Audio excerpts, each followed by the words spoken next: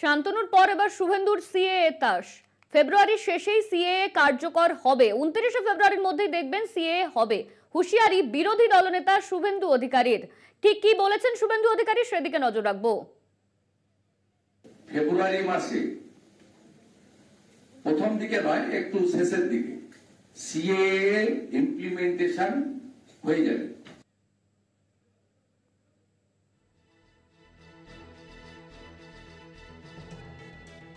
সকালের কাকদ্বীপের সভা থেকে কি বলেছেন শান্তনু ঠাকুর, সেদিকে এবার নজর রাখবো।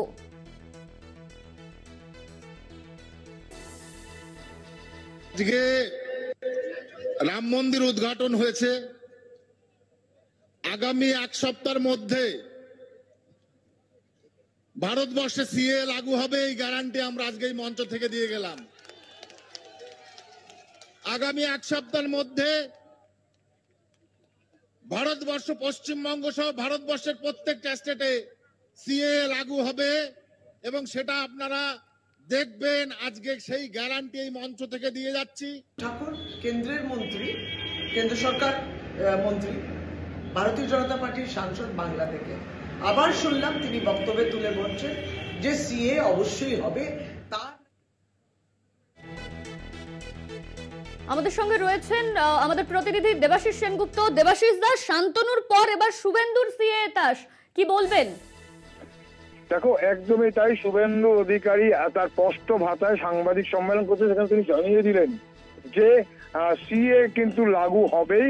কারণ এর আগে 2021-এ অমিত শাহ এসেছিলেন, দেশের স্বরাষ্ট্রমন্ত্রী, তিনি বলে গিয়েছিলেন।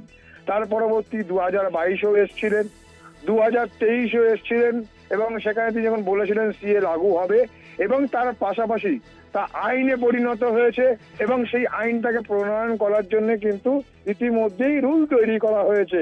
অর্থাৎ সিও কিন্তু এখন কেবলমাত্র সময়ের অপেক্ষা।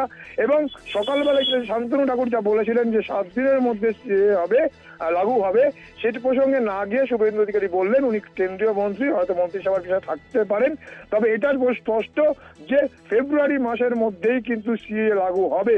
কারণ যেহেতু ধরে নেওয়া হচ্ছে মার্চ মাসের মধ্যেই নির্বাচন ঘোষণা হবে, নির্বাচন ঘোষণার আগেই কিন্তু সিএ জারি করা হবে। কিন্তু পাশাপাশি তিনি এটাও জানিয়ে রাখলেন যে সিএ নিয়ে কিন্তু আতঙ্কের কোনো কারণ নেই এবং সরাসরি তিনি অভিযোগ করলেন যে রাজ্যের যিনি মুখ্যমন্ত্রী বা তৃণমূল সুপ্রিমো, তিনি যেভাবে প্রচার করছেন এবং সেই প্রচারটাকে মানুষকে ভয় পাওয়ানোর জন্য তিনি 2021-এ এই বলেই কিন্তু মানুষের কাছ থেকে ভোট নিয়েছেন। অর্থাৎ সিএ কে নিয়ে কিন্তু এই ভয় দেখানোর কোনো কারণ নেই, কেন তারা প্রত্যেকে কিন্তু এনরোলমেন্টের সুযোগ পাবে, এমনটাও কিন্তু জানালেন শুভেন্দু অধিকারী। ধন্যবাদ তোমায়। আমাদের সঙ্গে ছিলেন আমাদের প্রতিনিধি দেবাশিস সেনগুপ্ত। আমরা যে খবরের দিকে নজর রাখছিলাম, শান্তনু ঠাকুরের পর এবার কিন্তু শুভেন্দু অধিকারী তিনি সিএএ নিয়ে মুখ খুললেন। তিনি ডেডলাইন দিয়ে দিয়েছে, ফেব্রুয়ারির শেষেই সিএএ কার্যকর হবে। আমাদের সঙ্গে রয়েছেন তৃণমূল সাংসদ শান্তনু সেন। আপনাকে কলকাতা টিভিতে স্বাগত।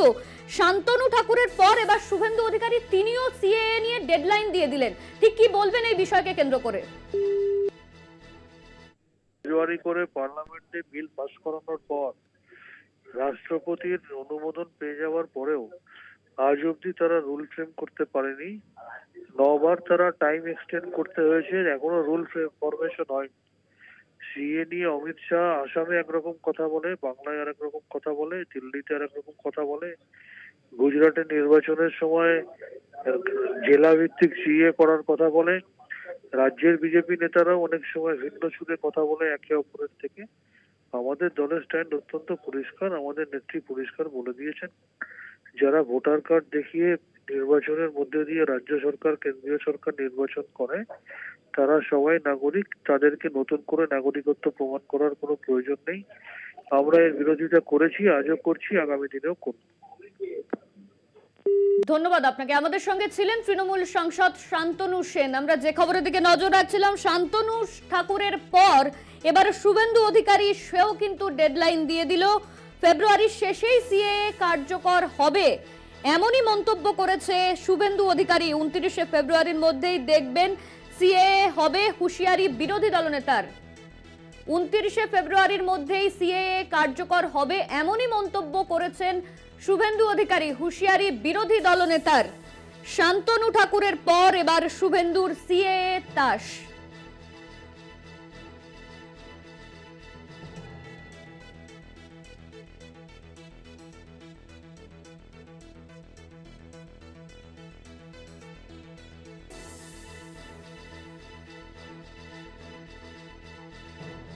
আমাদের সঙ্গে রয়েছেন কংগ্রেস মুখপাত্র সৌম্য আইচ রায়। আপনাকে স্বাগত কলকাতা টিভিতে। শান্তনু ঠাকুরের পর এবার শুভেন্দু অধিকারী তিনি সিএএ নিয়ে ডেডলাইন দিয়েছেন, এই বিষয়কে কেন্দ্র করে কি বলবেন? ওরকম ডেডলাইন ওরা রোজ দেয়, ক্যালেন্ডারের বলছিল না অমুক দিন হবে অমুক দিন হবে, মানে এইসব প্রাসঙ্গিক থাকার চেষ্টা আর কি।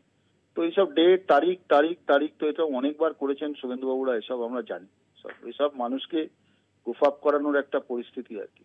আসলে সিএনআরসি নিয়ে ওনাদের ভাবধারাটা যেটা হচ্ছে ভোট আসলেই আসে, তারপরে ভোট মিটে যায় যখন চলে যায়।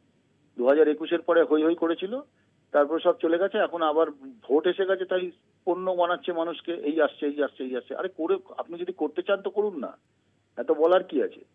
প্রশ্নটা সেটা না, প্রশ্নটা হচ্ছে ভোটের বাজারে মানুষকে পোলারাইজ করবে, ধর্মীয় বিভাজন করতে চায়। এই বিভাজনের অস্ত্র হচ্ছে সিএ, তো সেটাই দেখাচ্ছে মানুষের কাছে। তারপরে ভোট মিটে যাবে, তারপরে আবার সিএ চলে যাবে। এতগুলো রাজ্যে তো বিজেপি ক্ষমতা আছে, সেখানে করছেন না কেন?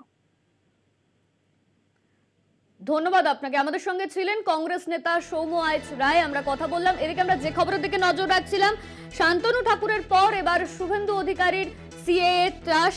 ফেব্রুয়ারির শেষেই সিএএ কার্যকর হবে, এমনই মন্তব্য করেছেন শুভেন্দু অধিকারী।